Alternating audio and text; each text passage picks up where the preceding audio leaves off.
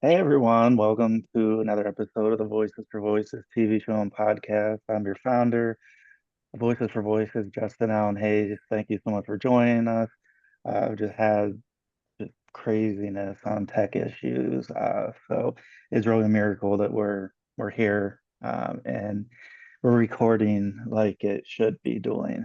So this is take two for our guests. I apologize for that, and this should be the last time that uh, we have to go through this. So again, we're joined by Mr. Stephen Reimers, Mr. David Solomon.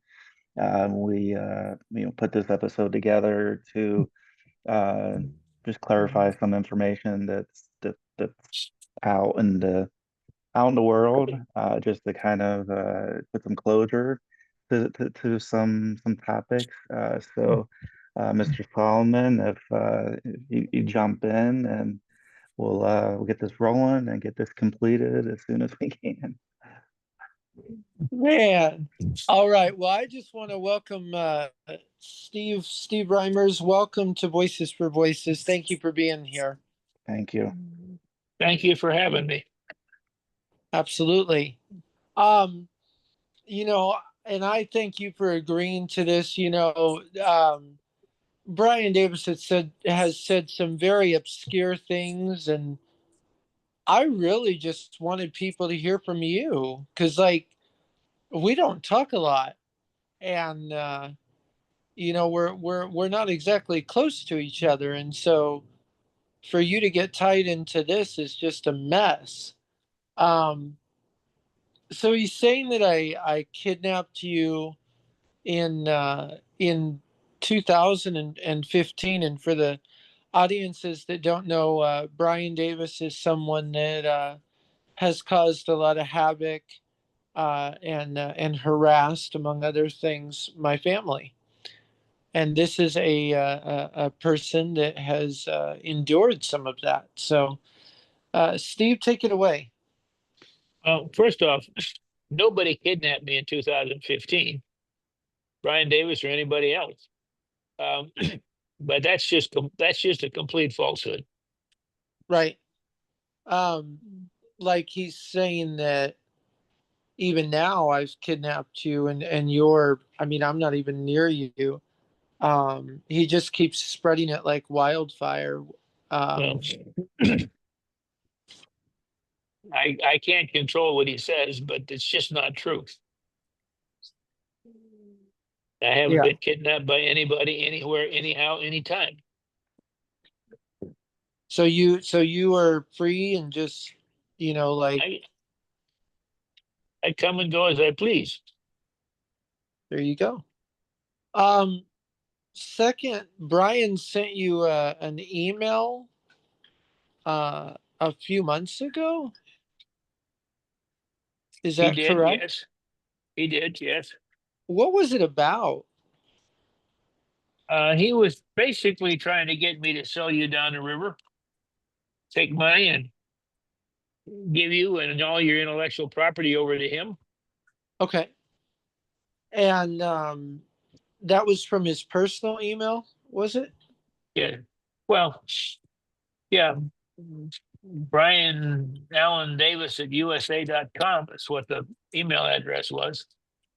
Okay. I think I have that right. Been You about a mu- year. it's been a while. I think it was Davis Crossing. You forwarded it to me, Actually, but that's no, okay. actually, I'm looking at it now. It's B. Allen Davis at USA.com. That's the email address it came from. There you go. Now, I don't know I don't know who else that would be. Right. So Brian emailed you, and then you got another email from the Miller brothers. You don't have to disclose that email. Okay. Um, just that you got it. Like, what did they say? What did they want? They were basically trying to, I don't remember exactly what the details were, but they're trying to get you back in the fold. And they were trying to make a case that, you were a bit mental, which I didn't believe, but Interesting. Basically supporting Cass for Bryan Davis effort to try to get me to sell you down the river. Wow, that's not good. No, What about Bryan reaching out to you personally on phone? You talked to him in December, and apparently he talked about talking to your daughter. What went on there? well, yeah, yeah. He was again trying to tell me that you were doing crazy stuff. Uh, he did tell me he talked to my elder daughter several times, which was interesting because you and I talked to her, and she said she talked to him only once. So somebody doesn't have their story right. Um, he basically, again, just trying to get me to separate from you. And it's kind of interesting, like, because he contacted you, and the call went on for an hour. Uh, what was his tone? Angry or? No, perfectly matter of fact, as far as I can tell, but I have Yeah, not had enough conversation with him to be able to tell what his tone means unless he's screaming or something like that. right. Now, James Art Bill also, you had a phone call with the other person that held me in that Right, home. right. What is this about a safe house in Canada that I heard about? Well, as I recall, they said they took you to a safe house in Canada. And I had no idea what the safe house in Canada was. Still don't. Um, And I was taken from my mom, like that would be kidnapping, right? well, yeah, they claimed that they were helping out your mom because she had cancer, non-Hodgkin's lymphoma that at that time that somehow miraculously cured itself. But from what I understand from her and from you, she was filing a missing persons police report every day while you were gone. So Right. the story that they were helping out your mom seems a bit strange. And my mom doesn't trust just anybody, so my mom wouldn't just trust someone on the internet, correct? Well, but for sure not. Sure. And so they're claiming that they just met me on the internet, met my mom, and everything was cool. Who's claiming that? James Hartville. Oh, okay. Well, I don't have enough knowledge of James Artville's history to have much of an opinion on that. But my mom wouldn't let me But go with strangers. I mean, she no, was a your mom would. helicopter mom. Yeah, your mom wouldn't let you go off with just anybody. That's for sure. So she was very protective, would you say? I would say so. Yes. Brian called my mom a whore in Angel Talks Too Fast. What would you say to that? Well, I had a great deal of respect for your mom, and anybody that says that um, is not somebody I'd be very happy with. Yeah. That's an understatement. Yeah, Brian says that I never met him in Dallas at a convention. You were there, right? He actually said he didn't meet you in Dallas at a convention. Correct. Well, that's just absolutely untrue. I was standing right next to you. And And I shook his hand and I said, I forgive you. I don't yeah, forget you. And well, and one of those emails that you just referred to a little bit ago referred to actually referred to that meeting. His own email referred to that very same meeting. oh, wow. Yeah. Well, apparently it never happened. So um, I'm just trying to clarify what did and didn't. um, So you and I went to Des Moines, Washington, where I was taken, and we went to the law enforcement. We went to some people there, and in order to clarify what house I was held in, you drove by it to make sure that was it, did you not? Well, you'd given me a description of the house. We dr- we drove by the house where he said it was, and there was a house there that fit your description. I took a picture of it. Yep. And then that investigation was shut down, was it not? Well, it was. I was most unhappy about that, but there wasn't anything I could do about it. And there is a police report that was mailed to you about me being taken by Oregon City, was there not? There was, yeah. Right. And so he's saying that doesn't exist. Hmm. And then he's saying that I went all over the country and stalked him. I I tried to stay away from him. Um, I don't think there's any truth in the fact that you were stalking him. Maybe the other way around, but you certainly weren't stalking him. Right. Um what do you what was your interaction with Scott Miner? Well, you got accepted into his organization, which I believe is called Realm Makers. And then you and I were going to do some writing together. And I got into Realm Makers as well. Then, for whatever reason, you got into a bit of a lively discussion with Scott Miner, and I weighed in on your side, and then he promptly threw us both off.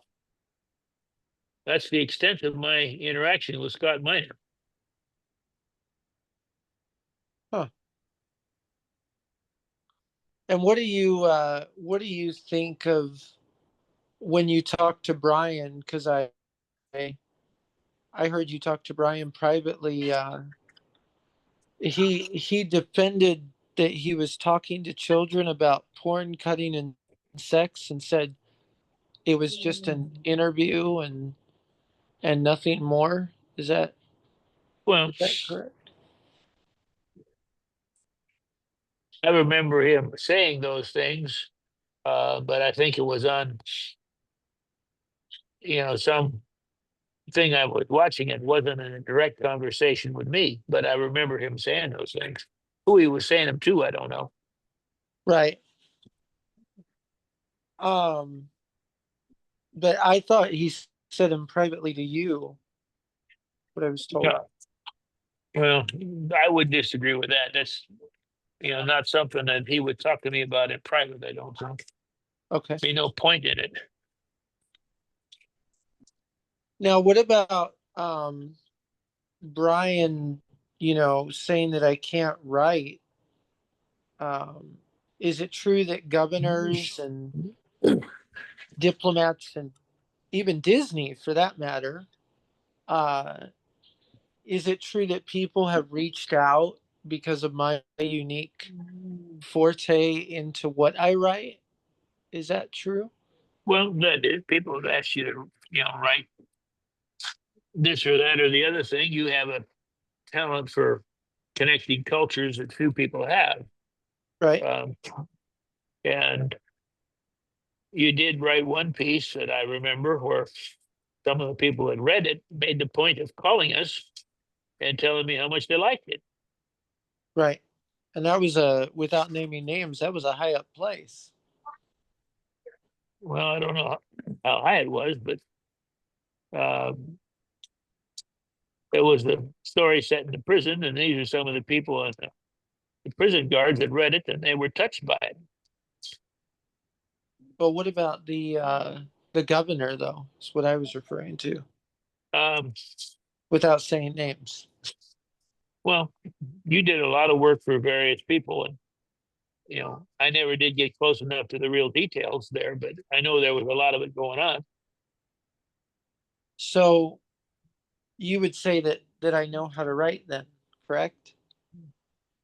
Well, yeah, and Bryan Davis in one of those emails to me said he mentored you. So if he's now saying you don't know how to write, shame on him. I get that. Recently, Bryan Davis has been interfering in your home life without saying names. How do you feel about that with your work life? Um, Not happy. Yeah. That's a very nice way of saying it. And you sell hyperbaric chambers, right? That's true. That's true. And I have received reports that he's been trying to interfere with my ability to do that. Wow.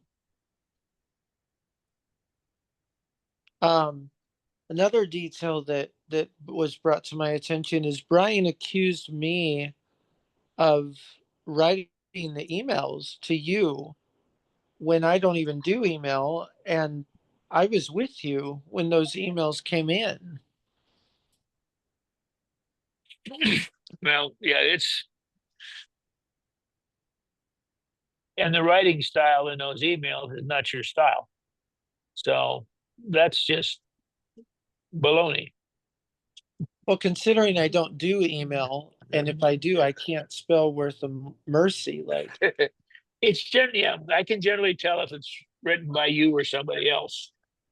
The story is good, and for sure, but the spelling is not so awful. great. Yeah, I wasn't going to say that. it's okay. That's why I have my wonderful wife that edits everything. Yeah, I keep telling you, two of you are a case of 2 + 2 = 6. Yeah, that's true. Um, so going forward, I haven't harassed Bryan, none of that. Like, why do you think he's spreading these lies?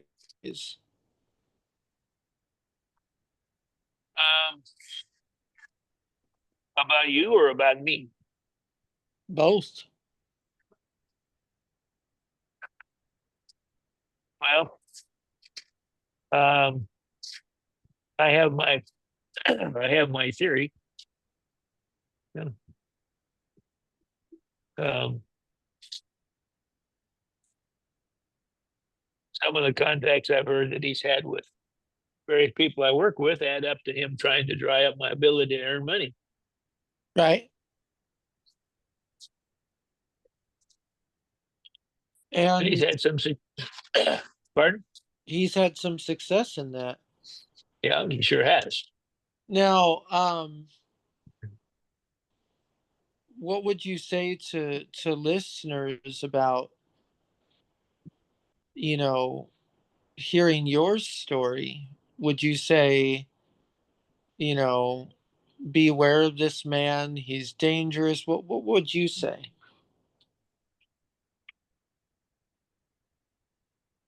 I would say give him a wide berth.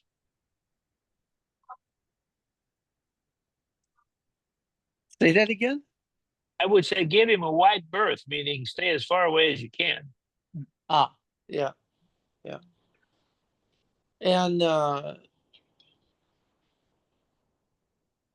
And he claims that I'm stealing money and apparently using it for drugs, trafficking you. It's a whole list that he's told everybody. It's Yeah. so ridiculous. It's not even funny. That is a bit ridiculous. Yeah. So, that's why I just wanted to invite you on and just kind of just clear the air. Okay. Uh, I got another question for you. Mythical creatures around the world. Um, is it true? Like we went to Justin Bieber's studio and Usher. We had a meeting with Disney. You know, Mythical's worth a, a lot, and I've been in the industry for a very long time. Is it true that Bryan is trying to get uh, my career? Is that true that he's going after my career, would you say? It's my understanding that that's happening, or he Okay. would like that to happen. And when were you and I in Justin Bieber's studio with them? Was that 2020, 2021? Um, Early 2021, somewhere around February. And then Usher was what, 2021 also? Yes, but Dallas? that was all pretty much at the same time. First quarter And of 2021. what about Bob Chapek and the Disney meeting? Was that in summer or spring of 2021? That had to be summer because we had to get to Dallas to do it. Right. Okay. And then it's true that I worked on a multi-million dollar project for like what, 2, 3 years without saying names. You witnessed it. Is that correct? I believe I did, if I know the one you're talking about. Yeah, it would be that one. Okay. So for Bryan to say that I've stalked him, isn't it true that I've gone out of my way to stay away from him? Well, I don't know that you've done that, but stalking him? No, absolutely not. Well, like I'll make sure not to be around him. Like I don't want to be near him. I don't want to go to his town. I don't want to go Well, where he is. that's true. We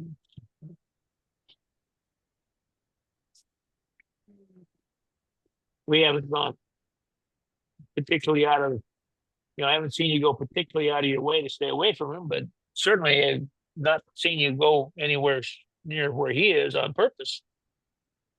I mean, we went to Dallas because I wanted to forgive him. Well, that's true, but that's the one and only time that I know of. Yeah, like I haven't gone out of my way to find him. I've tried, because of my family to just stay away. Now, that's true. I've seen you leave a couple locations because he was in the area. Yeah, it's true. Um, is it true that you had a conversation with Wayne Thomas Batson, an author of Bryan Davis? It is And what what kind of conversation? You said it was, I wasn't aware of it at the time. You said it was inappropriate? extremely. And was the conversation inappropriate, explicit? Um, yes, And who was he had it? a he had Who a was very it? strong fascination with certain parts of your anatomy. Okay, it's kind of what I thought, but I wanted to clarify that. And went on for nearly half an hour. Oh my, that's not that's not good. Um, so in your interactions with Bryan, like you know my mom a long time. Um, my mom always said that he was an evil man and that he trafficked me and all of these things. The story hasn't changed to your ability, correct? No, it's always been the same ever since I met you. Okay. So what would you say to the people that are saying you're missing right now? Well, My email works. My phone works. If they want to get in touch with me, it's certainly easy enough to do. I don't Right. think that's called missing. Well, that is kind of what I wanted to clarify because it's been a mess. And, you know, I thank you for coming on and just Hmm. clarifying this mess. I know Justin and I were like, oh, goodness. Yeah. Yeah, um, thank you, David. Thank you, Mr. Reimers, for taking double of time out of your days You're welcome. to talk and just to clarify, you're talking about yourself. Nobody's coerced you to have this conversation. You're just talking about what you know. That's I true. wanted to say one more thing with Steve. With Sound of Freedom, because I'm getting called a liar for that. How many people did we rescue Well, that were taken or trafficked? Do you know the number? I really, it's hard to tell because unlike a lot of other groups, we weren't in a game of going to get kids ourselves. There's only one person that I really remember where we actually did that.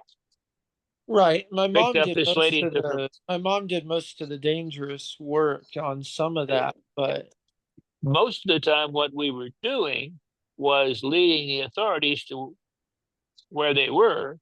And to that extent, we had enough success one night, where we got a minute of silence from the entire Houston Police Department. I remember that. That was kind of cool. We made a difference. Yeah, we did. We helped them find about 90 kids. Yeah. Otherwise, that was the number I got. Other times there were significant numbers, but uh, because of the way we work, nobody would ever reveal to us what those numbers were. Yeah. And so Sound of Freedom, as you know, I wrote it.